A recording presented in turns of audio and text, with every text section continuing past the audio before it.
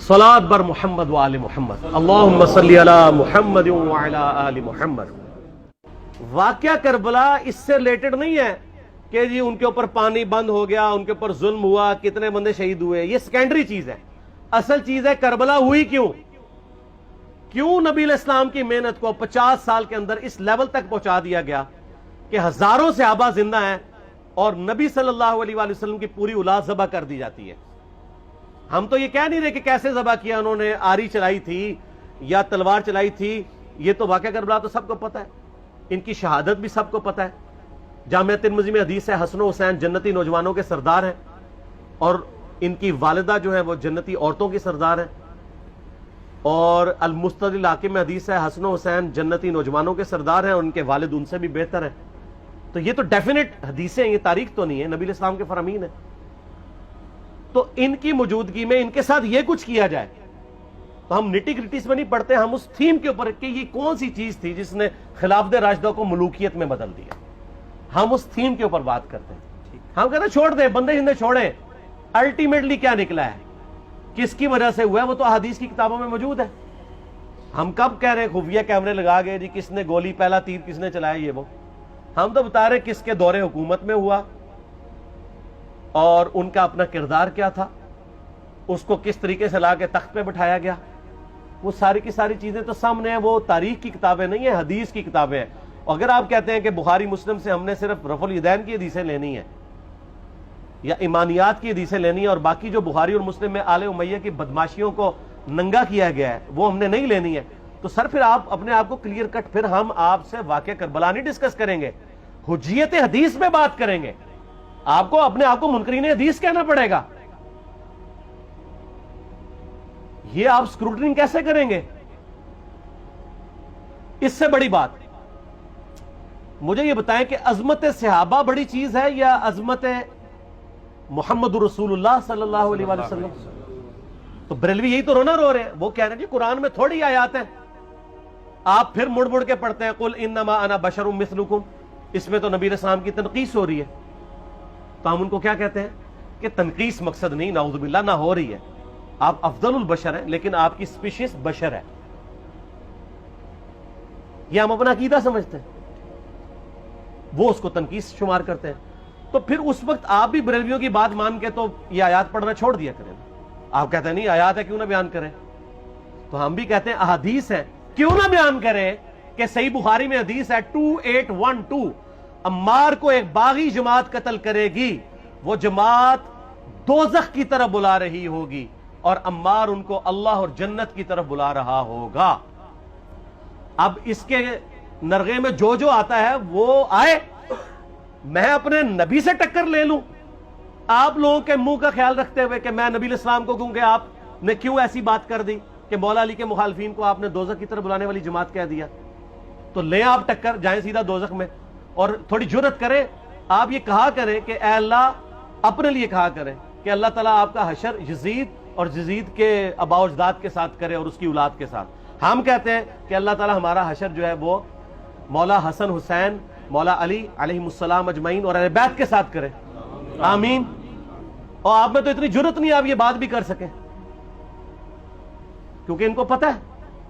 تو نبی علیہ السلام کی احادیث کو بیان کرنے کو یہ سمجھتے ہیں کہ جی اس سے مصیبت کھڑی ہو جائے گی، تو اپنے آپ کو منکرین حدیث ڈکلیئر کریں، پھر حجیت حدیث کا مقدمہ ڈسکس ہوگا، پھر کربلا نہیں ڈسکس ہوگی۔ اور یہ ٹی وی پہ بھی آ کے مولوی بیٹھے ہوتے ہیں، سنیوں کے بھی شیعوں کے بھی، مڑ مڑ کے جی وہ یزید نے یہ کر دیا۔ وہ یزید نے کیا کیا ہے یار؟ وہ تو سسٹم کا نمائندہ بن کے آیا جو پیچھے سے خراب تھا۔ یزید کو لے کے بیٹھے ہیں، یزید یزید یزید یزید، بھائی پیچھے سے معاملہ خراب ہوا ہوا۔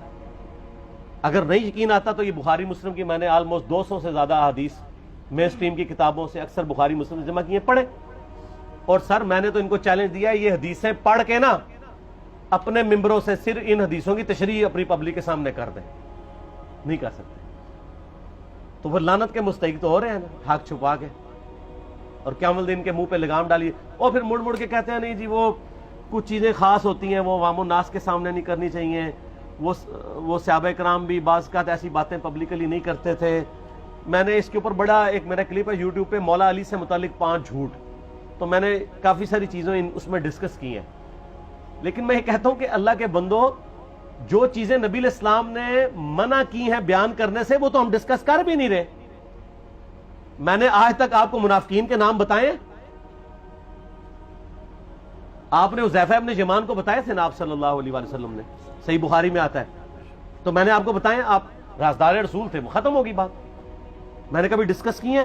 اگرچہ میں نے صحیح مسلم کی حدیث 7035 نمبر ڈسکس کی ہے کہ نبی علیہ السلام نے فرمایا میرے صحابہ میں 12 منافق ہیں، وہ کبھی بھی جنت میں داخل نہیں ہوں گے یہاں تک کہ سوئی کی ناکے سے اونٹ نہ گزر جائے، اور ان میں سے 8 ایسے ہیں جس کی کمر پہ دوبیلا پھوڑا نکلے گا. میں نے آج تک آپ کو بتایا کہ کس کس کی کمر پہ دوبیلا پھوڑا نکلا اور اس کی موت اسی پھوڑے میں ہوئی ہے؟ بتایا؟ تو میں تو وہ چیزیں ڈسکس بھی نہیں کر رہا، میں وہ چیزیں ڈسکس کر رہا ہوں جو نبی علیہ السلام نے علامات النبوہ میں بتائی ہیں. یہ امام بخاری حدیث نبوت کی دلیل کے چیپٹر میں لے کے آئے ہیں، اور امام بہقی نے 3500 احادیث پر مشتمل ایک کتاب لکھی ہے دلائل النبوہ، کہ ہم نبی صلی اللہ علیہ وسلم کو نبی کیوں مانتے ہیں، اس کے اوپر. اور اس میں یہ ساری حدیثیں عمار بن یاسر کے قتل والی لے کے آئے ہیں، بتانے کے لیے کہ دیکھیں ہمارے نبی علیہ السلام کی نبوت کی دلیل ہے کہ آپ نے اپنی وفات کے آلموسٹ 30 سال کے بعد ہونے والے واقعے کو پہلے ہی بتا دیا. یہ حدیثیں چھپانے والی نہیں، بیان کرنے والی ہیں، علامات النبوہ کی حدیثیں. آپ کہتے ہیں چھپائیں؟ اگر کوئی حدیث دنیا میں نہیں چھپائی جا سکتی نا تو علامات النبوہ والی حدیث ہے، کیونکہ وہ تو نبی صلی اللہ علیہ وسلم کی نبوت کو جسٹیفائی کرتی ہے. ورنہ میرا ایک معصومانہ سوال ہے کہ نبی صلی اللہ علیہ وسلم نے یہ باتیں کر کے ان کے زوم میں نعوذ باللہ امت کو مصیبت میں ڈال دیا. آپ نے خود ہی فرمایا کہ یہ ہوگا. کیوں فرمایا آپ نے؟ میں تو بیان کر کے مجرم ہوں. تو جس نے مجھے خبر دی ہے ان کے بارے میں آپ کا کیا خیال ہے؟ یہ مسند احمد کی حدیث یہ میں نے گھر بیٹھ کے بنائی ہے کہ میری بیوی کا کیا حال ہوگا جس پہ ہوب کے کتے بھونکیں گے. تو سیدہ عائشہ سے مجھ سے زیادہ نبی علیہ السلام کو محبت تھی، لیکن آپ اللہ کے پیغمبر تھے، آپ نے اپنے گھر کی خبر بھی نہیں چھپائی، بتا دی کہ یہ ہوگا. اور اس سے بڑھ کے آپ صحیح بخاری میں دیکھیں عمار بن یاسر کا خطبہ ہے. میں نے یہ سارا، پریشان نہیں ہونا، یہ ریسرچ پیپر میں سارا کچھ موجود ہے، اور کوئی چیز بھی ایسی نہیں جو اس میں سکپ ہو. صحیح بخاری میں خطبہ ہے کہ عمار بن یاسر کو مولا علی نے بھیجا کوفے میں. کوفے والے نیوٹرل ہو گئے تھے کیونکہ بصرہ سے سیدہ عائشہ آ رہی تھیں، اور وہاں پہ انہوں نے کہا نہ ہم سیدہ عائشہ کا ساتھ دیں گے نہ مولا علی کا دیں گے. تو عمار بن یاسر کو تیار کرنے کے لیے، یعنی وہاں کے جو عوام تھی اس قتال کے لیے، مولا علی نے بھیجا. تو سیدنا عمار بن یاسر نے وہاں پہ کوفے کے منبر پہ خطبہ دیا. بخاری کے الفاظ ہیں، اوپر والی سیڑھی پہ عمار بن یاسر نے حسن ابن علی کو بٹھایا، حالانکہ حسن ابن علی سے 4 گنا بڑی عمر تھی عمار بن یاسر کی، 90 پلس ہو چکے ہوئے تھے، 3-4 گنا ان کی عمر تھی. لیکن اہل بیت کا احترام کیا، خود نچلی سیڑھی پہ بیٹھے. بخاری کے الفاظ ہیں کہ اے لوگو اللہ نے تمہیں آزمایا ہے، ایک طرف دنیا اور آخرت میں تمہارے نبی کی بیوی ہے سیدہ عائشہ، دنیا اور آخرت میں، یعنی عزت اپنی جگہ قائم.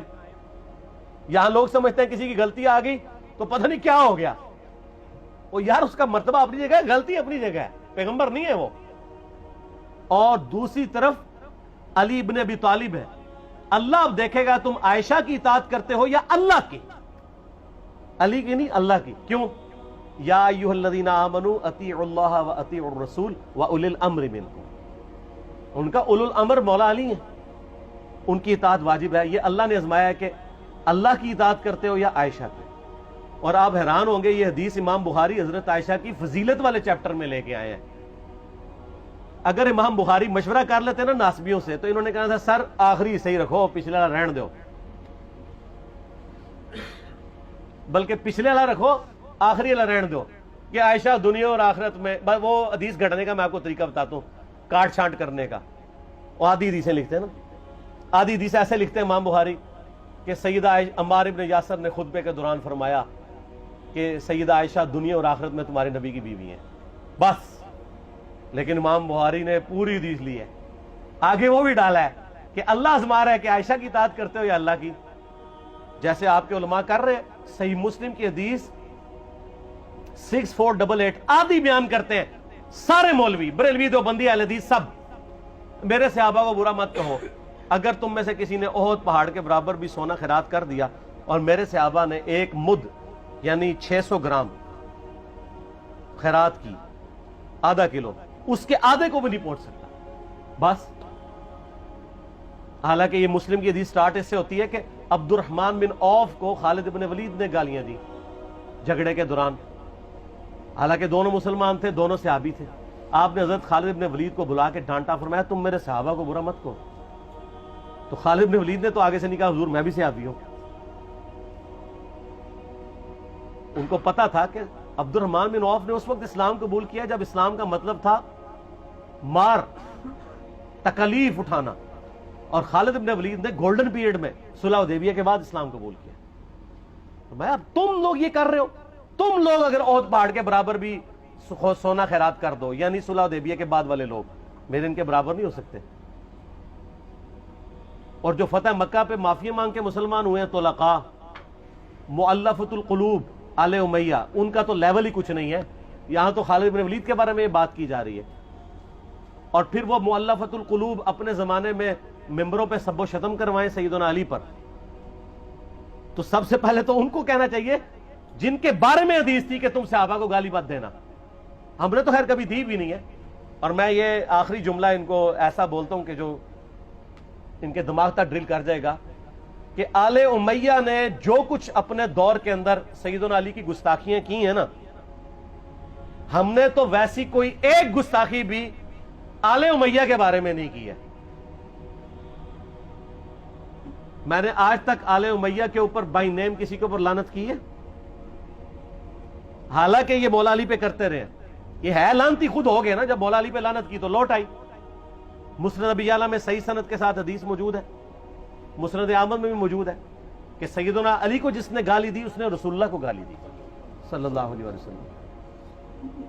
جب ام سلمہ نے کہا تھا, شیخ زبیر صاحب نے اس کو تحکیم میں صحیح لکھا ہوا ہے فوٹ نوٹ کے اوپر, کہ لوگوں تمہارے ممبروں پر رسول اللہ کو گالیاں دی جاتی ہیں, تو انہوں نے کہا معاذ اللہ, ہم کب کہیں گے, ایسا نہیں ہو سکتا. تو ام سلمہ نے کہا تم لوگ علی اور اس سے محبت کرنے والوں پہ گالی گلوچ نہیں کرتے ہو کیا؟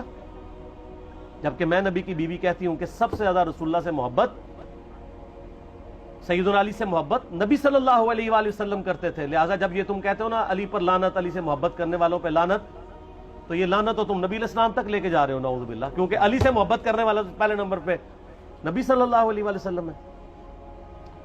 اور پھر کہتے ہیں سب کا مطلب تنقید ہے. اور نہ, پرانیاں گلاں, پرانے بابے, پرانے بزرگ, جھوٹے ہو. صحیح مسلم کھولو 6229, غدیر خم سے اگلی حدیث, لعن اللہ ابا تراب کے الفاظ ہیں, مٹی والے ابن ابی طالب پر لعنت, یہ الفاظ موجود ہیں. سب کا ترجمہ لعنت ہی ہے, تنقید نہیں ہے. اچھا پھر میرا معصومانہ سوال ہے کہ اس کا مطلب ہے صحابہ پہ تنقید کرنا اچھا کام ہے؟ کہیں گے نہیں. تو بتاؤ یہ برا کام کون کرتا تھا؟ شیعہ کا ابا کون ہے؟ رافضیوں کا ابا کون ہے؟ آل امیہ. تو لہذا شیعہ نو میں کہنا کہ تسی شیخین کے اوپر بکواس اور تبرہ کرنے کی بجائے نا, آپ لوگوں کو حقائق بتائیں کہ ٹوٹی کمند کہاں. یہ سب مجرمین آل امیہ ہے, اور یہ آل امیہ اور بنو ہاشم کی لڑائیاں نبی اسلام کی بعثت سے پہلے چل رہی تھی, صدیوں سے چل رہی تھی. وہ تو پھر اللہ نے بنو ہاشم کو نبوت کے لیے چنا, تو ان کو یہ پھر جیلسی ہضم نہیں ہوئی, وہ چیز آگے چلتی رہی. خیر چھوڑ دیں, ایک تلخ ٹاپک ہے. صلاۃ بر محمد و آل محمد, اللہم صلی علی محمد و علی آل محمد.